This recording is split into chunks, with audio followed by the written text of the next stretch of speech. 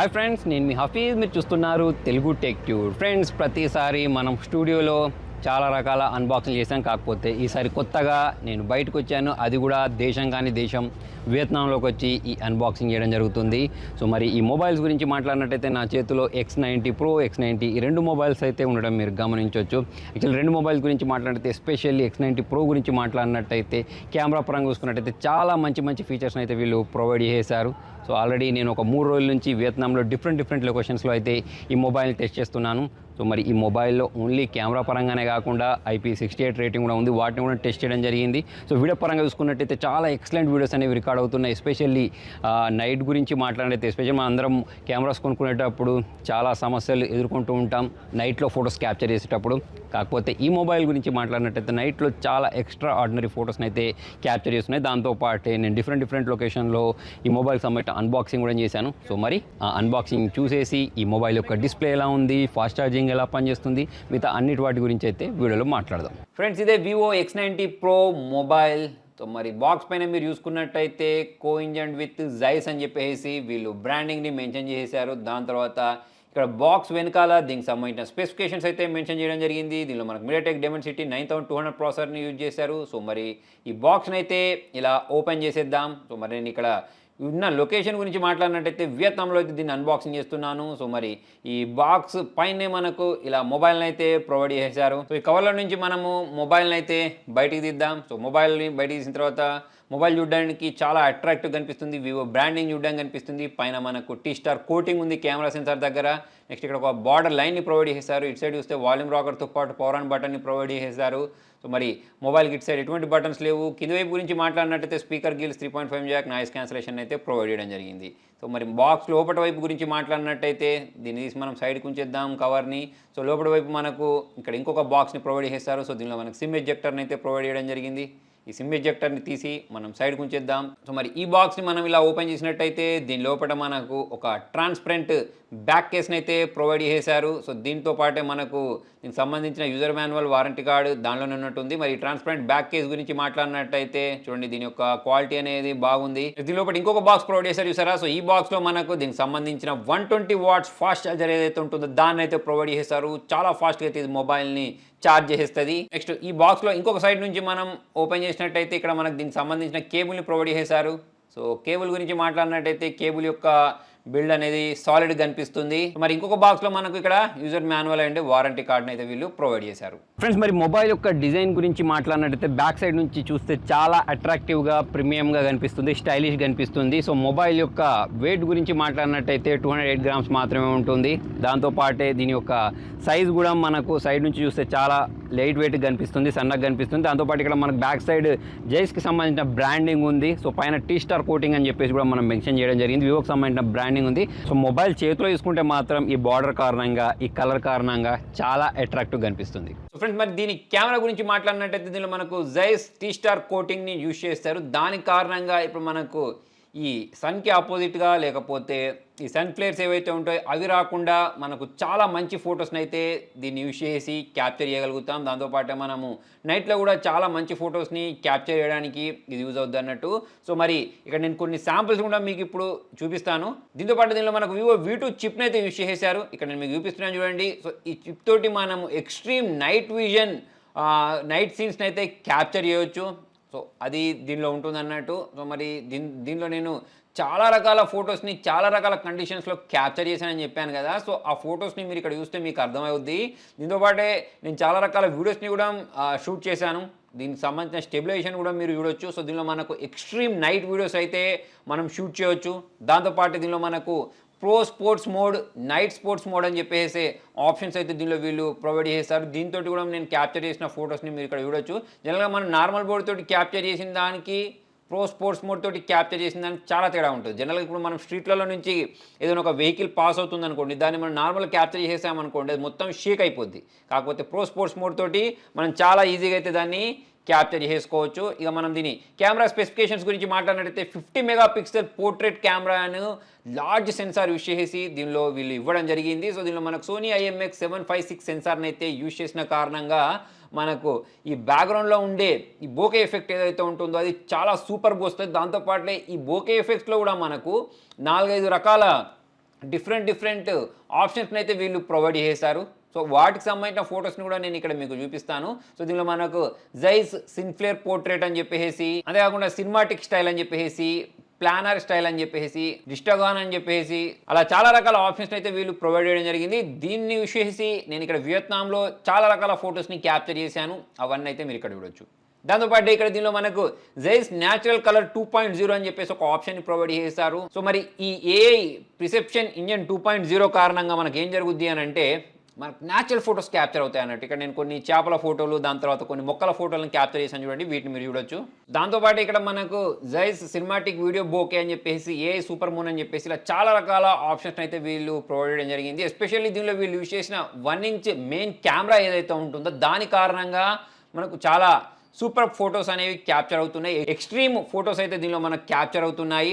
ఇక్కడ మీరు చూసిన మౌంటైన్ ఫొటోస్ అయినా, రివర్స్ ఫొటోస్ అయినా, లేక్ ఫొటోస్ అయినా, వీటన్నిటిని మనం ఫొటోస్ని క్యాప్చర్ చేసినప్పుడు మనకి ఇవన్నీ వేరే లెవెల్లో క్యాప్చర్ అవుతున్నాయని చెప్పేసుకోవచ్చు.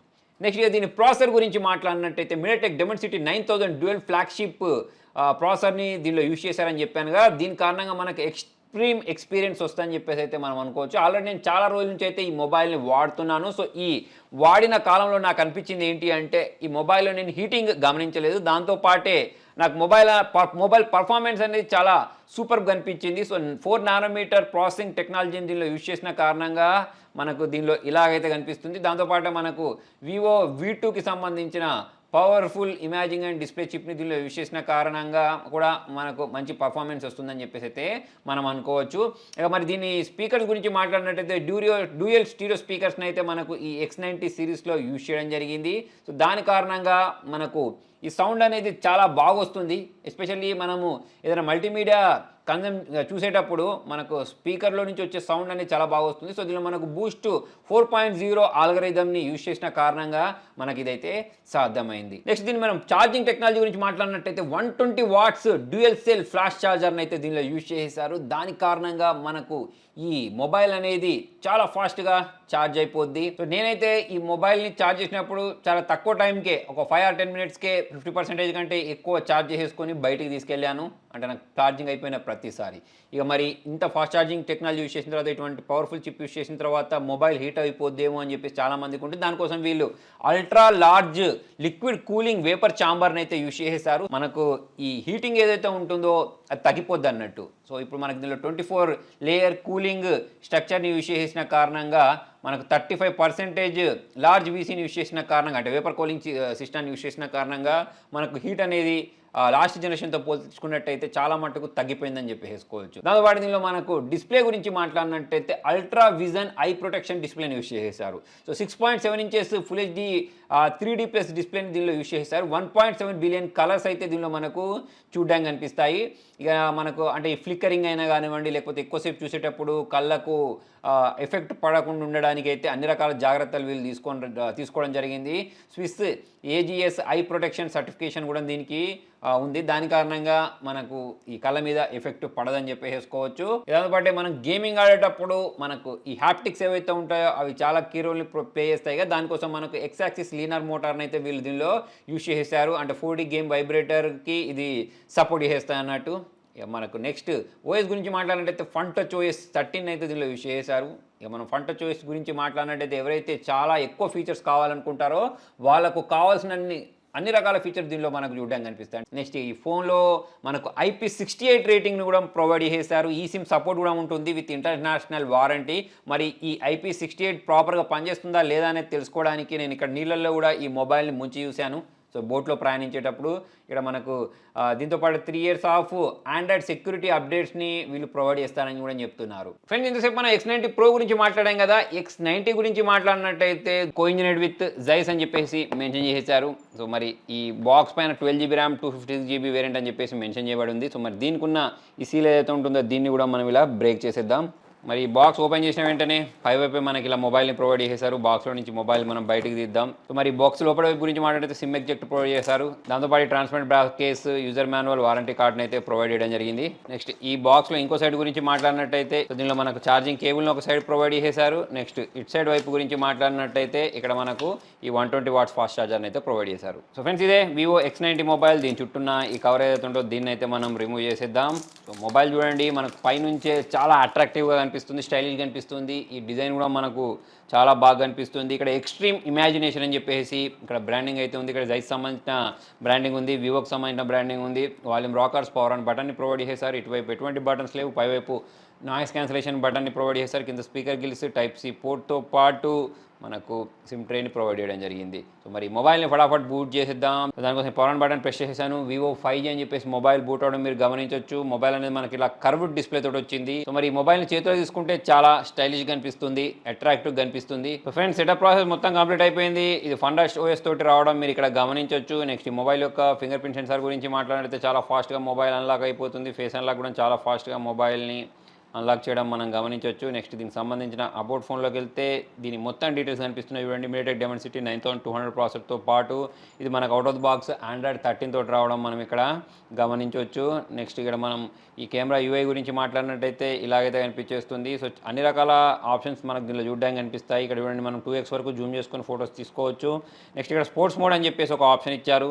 సో మూవింగ్ ఆబ్జెక్ట్స్ని క్యాప్చర్ చేసేటప్పుడు బాగుంటుంది. మూలకి వెళ్ళినట్టయితే ఇక్కడ జైడ్స్ ల్యాండ్ ఆర్ట్ షీట్ అని చెప్పేసి ఒక ఆప్షన్ చూసారు. దీన్ని యూస్ చేసి మనము పెద్ద పెద్ద బిల్డింగ్స్ని ఫొటోస్ని క్యాప్చర్ చేసేటప్పుడు అయితే ఇది యూజ్ చేయవచ్చు. దాని తర్వాత ఇక్కడ సూపర్ మూన్ కోసం ఇది ఒక ఆప్షన్ని ప్రొవైడ్ చేశారు. నెక్స్ట్ 50 మెగాపిక్సెల్ది ఒకటి ప్రొవైడ్ చేశారు. డ్యూయల్ వ్యూ అని చెప్పేసి ఇలా డిఫరెంట్ ఆప్షన్స్ అయితే వీళ్ళు ప్రొవైడ్ చేయడం జరిగింది. ఇక్కడ దీంతో క్యాప్చర్ చేసిన ఫొటోస్ కూడా మీరు చూడొచ్చు. చాలా మంచి ఫొటోస్ అయితే దీంతో క్యాప్చర్ అయ్యాయి. దీనిలో కూడా నేను ఎస్పెషల్లీ నైట్లో చాలా ఫొటోస్ని క్యాప్చర్ చేసి చూశాను. సో ఈ లైట్లో మీరు ఫొటోస్ క్యాప్చర్ చేసినప్పుడు చాలా మంచి ఫొటోస్ని అయితే మనము క్యాప్చర్ చేయవచ్చు. ఇండోర్లో కూడా నేను ఫొటోస్ని క్యాప్చర్ చేశాను, అవుట్డోర్లో కూడా చాలా ఫొటోస్ని క్యాప్చర్ చేశాను. దాంతోపాటే చాలా రకాల ప్లాంట్స్ ఫొటోస్ని కూడా నేను ఇక్కడ క్యాప్చర్ చేశాను. సో దీంతో క్యాప్చర్ చేసిన ఫొటోస్ వీడియోస్ కూడా మీరు ఇక్కడ చూడొచ్చు. సో ఫ్రెండ్స్ మరి మొత్తానికి ఇది X90 సిరీస్కి సంబంధించిన అన్బాక్సింగ్. మరి ఈ మొబైల్ గురించి మాట్లాడినట్టయితే ఎవరైతే కెమెరా సెంట్రిక్ ఫోన్ కావాలనుకుంటారో వాళ్ళు చాలా బాగా హ్యాపీగా ఫీల్ అవుతారు. ఎక్స్ట్రీమ్ ఇమాజినేషన్ అని చెప్పేసి వీళ్ళు ఏదైతే ట్యాగ్లైన్ ఇచ్చారో దాన్ని ఇది కంపల్సరీ అంటే ఫుల్ఫిల్ చేస్తాయని చెప్పేసి అయితే మనం అనుకోవచ్చు. దీంతోపాటే ఈ X90కి సంబంధించిన వియత్నాం టూర్ మీరు చూడాలి అంటే మన బ్లాగ్ ఛానల్ని విజిట్ చేయొచ్చు. Thank you.